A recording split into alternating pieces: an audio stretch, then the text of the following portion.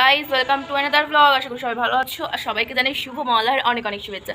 So আমি কিন্তু আজকে ভোর 4:50 ঘুম থেকে উঠেছি, কারণ 5টা থেকে একটা এপিসোড দেখবো।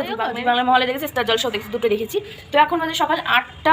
আর আমি দেখতে পাচ্ছ মানে আমার চুল একটুখানি এলোমেলো আছে, কারণ চুলে আমি একটু হোমমেড প্রোডাক্ট ইউজ করেছি, মানে অ্যাপ্লাই করেছি, ঠিক আছে। আর আজকে একটু বেরোনোর আছে মার সাথে, ভাবছি বাজারে যাবো, কিছু কেনাকাটা রয়েছে। তো চলো ভিডিওটা দেখতে থাকো, ভিডিওটা কন্টিনিউ করতে থাকো। সো গাইজ, আমি কিন্তু এখন রেডি হয়ে গিয়েছি, দেখতে পাচ্ছ, ঠিক আছে। তো এই যে এখন আমি বেরোবো, তো চলো বেরিয়ে তারপর ভিডিওটা কন্টিনিউ করছি। আজকে অনেক কিছু কেনার আছে, ঠিক আছে। তো চলো বেরোনো যাক। আমি কিন্তু রেডি হয়ে বেরিয়ে পড়েছি, এখন আমি যাচ্ছি নিচে, ঠিক আছে। তো চলো বেরোনো যাক, বেরিয়েও ভিডিওটা রাস্তায় কন্টিনিউ করছি।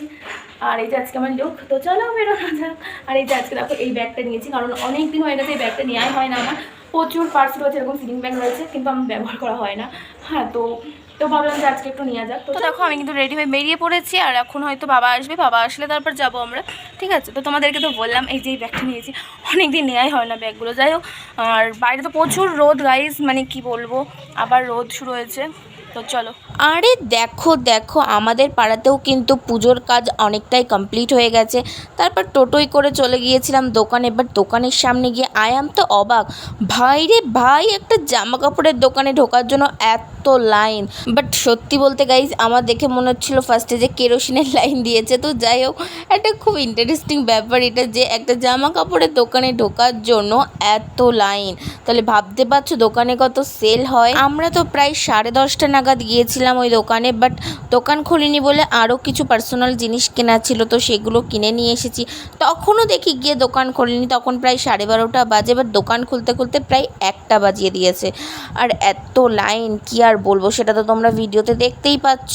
আর এই দোকানে বনগাঁর বেশিরভাগ লোকই শপিং করে, কারণ এই দোকানে যেমন ন্যায্য দাম নেয়, সেরকম জিনিসও খুব ভালো কোয়ালিটি। তো গাইজ, আমরা এখন গোপালের সামনে দাঁড়িয়ে আছি, প্রচুর লাইন পড়েছে, এরকম আমরা লাইনে দাঁড়িয়ে রয়েছি, ঠিক আছে। তো চলো এখন দোকান খুলে নিই। ওই যে আগেই বললাম, দাম অনুযায়ী কোয়ালিটি খুবই ভালো। বাট আমাদের বাড়ির সমস্ত কেনাকাটা কিন্তু আমরা এই গোপাল বস্ত্রালয় থেকেই করি। আর এটা কিন্তু বনগাঁয় শপিং করার একটা বেস্ট দোকান, এখানে সমস্ত আইটেমস পাওয়া যায়। 1,000 years later. ফাইনালি আমরা ঢুকতে পেরেছি। না, যে কোনো দিকে বসলে বললেই হবে, অনেক মোটামুটি বসতে পারলেই হবে। তোমাদের তো দেখালে আমি লাইন ছিল কিরকম, অনেক লাইনের পর তারপর আমরা ঢুকে পড়েছি, ঠিক আছে। তো এখনো তো এসেই পৌঁছায়নি দোকানে যারা মাল দেখাবে, ঠিক আছে। শেষমেশ ওই দোকান থেকে কেনাকাটা করে আমরা কিন্তু বেরিয়ে পড়েছিলাম। তারপর পাশেই একটা দোকান থেকে মা একটু আলতা সিঁদুর কিনে নিচ্ছিল, তারপর আমি একটু টিপের পাতা দেখছিলাম, আর 3-4টে টিপের পাতাও কিনে নিয়েছিলাম। 1,000 years later. এই যে বাজার করে বাড়ি চলে এসেছি, আর এই আসার পথে দুটো পার্সেল ছিল, সেই দুটো রিসিভ করে নিয়েছি আমি। আর এই যে, তো চলো ভেতরে গিয়ে দেখাচ্ছি, ভীষণ কষ্ট হয়ে গেছে। তো এই যে এত কিছু কেনাকাটা করে নিয়েছি আমরা আজকে, তো চলো গিয়ে চলো কী কী কিনেছি। এই যে দুটো পার্সেল এসেছিলো, রাস্তাতেই আমি রিসিভ করে নিয়েছি পার্সেল দুটো পরে আনবক্সিং করছি। এখানে দেখো একটা শাড়ি কিনেছে, এই যে, আর তার সাথে এই যে ম্যাচিং করে হলো ব্লাউজ সায়া কিনে নিয়েছি। এখানে রয়েছে বাবার একটা গেঞ্জি, এখানে রয়েছে লেগিংস, এখানে রয়েছে লিপস্টিক। এই যে সম্পূর্ণ কেনাকাটা দেখো কত কিছু কিনে নিয়েছে আজকে। মার কিছু দরকারি জিনিসপত্র কেনা হয়েছে, এখানে টিপের পাতা রয়েছে, এগুলো কিছু কিছু আমারও রয়েছে এখানে।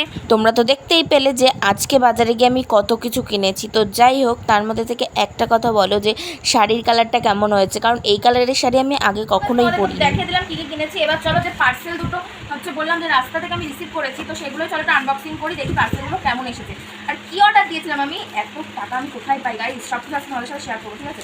তো চলো। এই যে বেডশিটের কালারটা তো খুবই সুন্দর, বাট কোয়ালিটিটা কেমন চলো দেখা যাক। খুলে কোথা থেকে,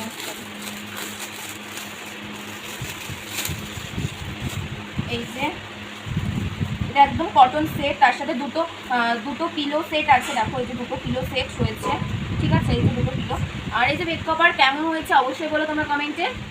এই যে আরেকটা পার্সেল, তো চলো। বাট বেড কভারের কোয়ালিটিটা অতটাও ভালো ছিল না, কারণ ওটা কটন দেখিয়েছিল, বাট ওটা কটন ছিল না, ঠিক আছে। তো কোয়ালিটিটা একটু লো কোয়ালিটি হয়ে গেছে। যাই হোক, এবার চলো এটার মধ্যে কী আছে এটা আনবক্সিং করি।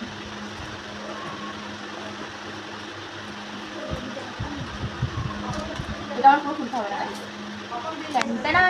তো এটা কিসের জন্য জানো? এটা হচ্ছে হেয়ার রিমুভাল করার জন্য, ঠিক আছে? দেখো, যেহেতু বাড়িতে আমার বাবা রয়েছে তাই জন্য কিন্তু আমি ছেলে আর মেয়ে দুজনেই ইউজ করতে পারবে সেরকমই প্রোডাক্ট কিনে নিয়েছি। আর তোমরা চাইলে অবশ্যই বাই করতে পারো।